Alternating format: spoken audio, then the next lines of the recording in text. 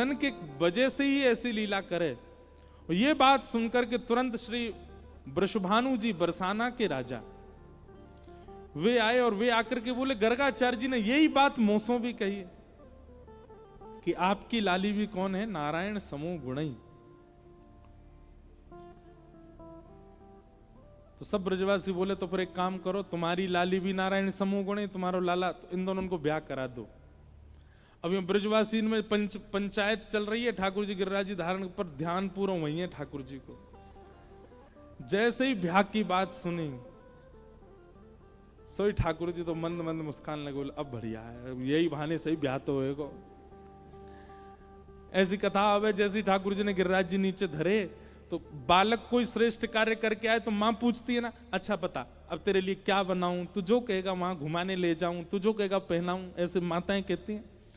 तो यशोदा मैया ने लाला गोद में बैठाए, बोले लाला बता कहा करूं, तू जो कहेगा तेने ऐसा काम कियो, पूरे ब्रजवासी तेरी जय जयकार कर रहे हैं। मो बचपन में तो बड़ी चिंता होती लाला, सब तो कुछ चोर कहते ना, मुझे यूं लगती पतो ना लाला हमारो नाम खराब करेगो, पर लाला आज तो तेने हमारी नाक ऊंची कर दी, गिरिराज पर्वत उठा लियो, बता तू जो कहेगो सब करूंगी मैं।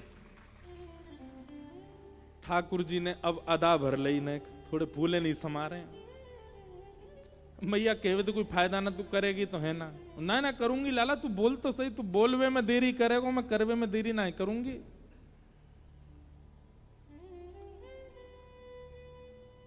मैया मोहे ऐसी दुल्हन भावे। दुल्हन को नाम सुनते मैया बोली मुझे पता ही तुझे ही कहेगो, मैं जानू 3 बरस की उम्र ते तेरी एक ही रट लगी है कि मेरा ब्याह कराए दो।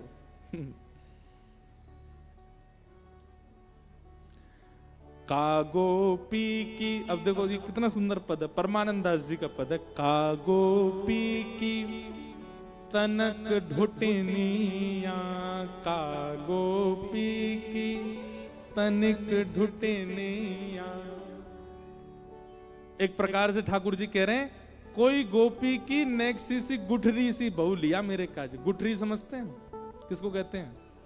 आम की बीच की गुठली होती है, गुठरी मतलब तनिक सी, गुठरी सी, गुठरी मतलब तगड़ी सी, छोटी सी मोटी सी।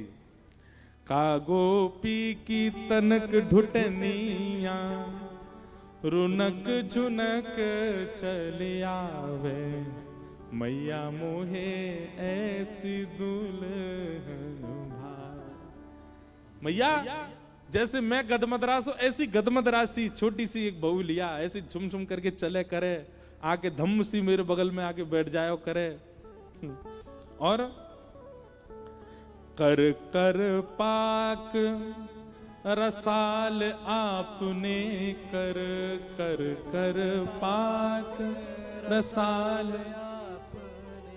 अपने छोटे छोटे हाथन से छोटी छोटी रोटी बनावे, और मैया मोही परस जिमावे, ओ मैया मोहे। अब मैया देख तू मोटी है गई है और तू बूढ़ी भी है गई है, अब तू रोटी बनावे, कच्ची छोड़ दे, अब मैं तो कहूं ना हूं बात समय। और कच्ची रोटी खाते समय मेरे मन में बड़ी आवे कि एक नई दुल्हन आ जाए, तो बना बना के मैया बोली अच्छा मैं बूढ़ी है गई हूं अब। और कर अंचल पट और बाबा ते, कर अंचल पट और बाबा।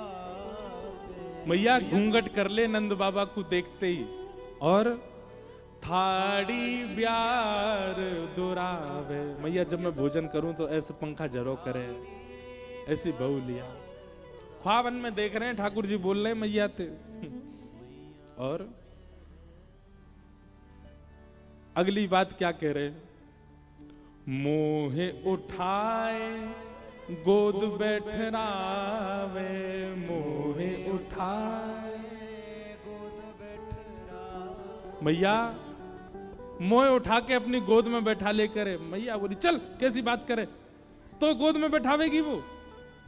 हाँ मैया, कभी बातें रूठ जाऊंगा तो वो मैं अपनी गोद में बैठा लेकर, मोए उठाए गोद बैठा रे, और करी मनुहार मनावे, ओ मैया मोहे ऐसी दुल्हन भावे। मैया मुझे ऐसे थोड़ी पकड़ के मनायो करे। अब मैया कह रही है, अहो मेरे लाल कहो बाबा तेरो ब्याह करावे, ओ लाला मेरे तेरो ब्याह करावे। नंद राय और नंद रानी तो मिल समुद्र बढ़ावे, मोद समुद्र बढ़ावे, मैया मोहे ऐसी। ठाकुर जी की भावना। और फिर गर्ग संहिता की कथा आती है कि ठाकुर जी नंद बाबा ने वृषभानु जी को पत्र लिखो कि आप अपनी लाली को ब्याह निश्चित कर दो हमारे लाला थे। तो ऐसा नियम है कि जैसे लड़का वालों को लड़की पसंद आ जाए या लड़की वालों को लड़का, तो जिनको पसंद आएंगे वो पहले पत्र भेजेंगे और पत्र पढ़ करके अगर संबंध पक्का होगा तो पत्र के साथ में खूब सारे रत्न मिठाई आदि वो पल्ली तरफ से आ जाए तो समझो संबंध पक्का हो गया। पहले होते होंगे ऐसे। तो नंद बाबा ने पत्र लिखा कि आप ब्याह करा दो। वृषभाजू ने पत्र देख करके और संबंध पक्के करवे के काजे महाराज सैकड़ों बैलगाड़ियों में मोती जवाहरात हीरे आदि भर भर के मिठाइयां भर भर के कहीं बोले जाओ नंद बाबा के यहां ले जाओ, हमारी तरफ से संबंध पक्को कर दो। ठाकुर जी आजकल गैया चरावे ना जामे, क्यों बाट निहारे कि संबंध पक्के की खबर आवे। पूरे दिन देखते रहे बरसाने की ओर। आज देखी धूल उड़ रही है महाराज, तभी कहा दे कि बैलगाड़ी में रत्न जवाहरात भरते भाई आ रहे हैं। दौड़े दौड़े चौकड़ी मार के भागे। बोले अब यूं तो जाके कह ना सकें कि ब्याह पक्को है गो। अरे बाबा देख बरसाने तो हुआ आ रहा, ऐसी धूल उड़ रही है। दौड़ के जाके देखी तो महाराज बैलगाड़ी आ रही थी। अरे लाला हुआ ना आयो, तेरो संबंध पक्को है गो। लेकिन नंद बाबा चिंता में चले गए। कैसे? अब नियम क्या है कि लड़कियों के पक्ष से अगर कोई सामग्री आई तो लड़का वाले उसको दुगना करके भेजते हैं, लेकिन बरसाने से जो सामग्री आई थी उसको दुगने करने की सामर्थ्य नंद बाबा में नहीं है। ऐसे ऐसे रत्न इतने ऊंचे घर की हैं श्री राधा रानी। नंद बाबा ने जब उन हीरे मोती जवाहरातों को देखा तो नंद बाबा बोले भैया हमें तो लगे संबंध तोड़ना पड़ेगा। क्यों? बोले वृषभानु जी की तो हमें लगे हम चरणन के कण के समान भी नहीं है। इन रत्नन को दुगनो करनो कैसे संभव होएगा? हम ते कहां ते करेंगे? सब लोग इकट्ठे गए। नंद बाबा ने कहा भैया देखो अब ये सब रथ आए हैं इतनी दूर से चल के, अब रात्रि इन सब उनको प्रसादी पवाओ, सवेरे यथावत या को वापस कर देंगे और मना कर देंगे भैया हम ना कर सकें। और भैया छोरी ऊंचे घर में ही जानी चाहिए। अब हम तो वृषभानु जी के समान भी नहीं है। ठाकुर जी को चिंता है गई। बोले संबंध टूट जाएगा हमारो। अगले दिन सवेरे भाई नंद बाबा ने रात में गिनती करवाई कितनी सामग्री आई है, सब गिनती करो। और दूसरे दिन सब देख के उतनी उतनी भिजवा दो। गिनती करनी शुरू करी, जितने सामान आए सब देखने प्रारंभ किए तो एक बैलगाड़ी में मोतिन की माला हती खूब सारी, वहां में ते एक मोती की माला कम पड़ गई। और वो एक मोतिन की माल, इधर देखो सब लोग ध्यान से सुनो,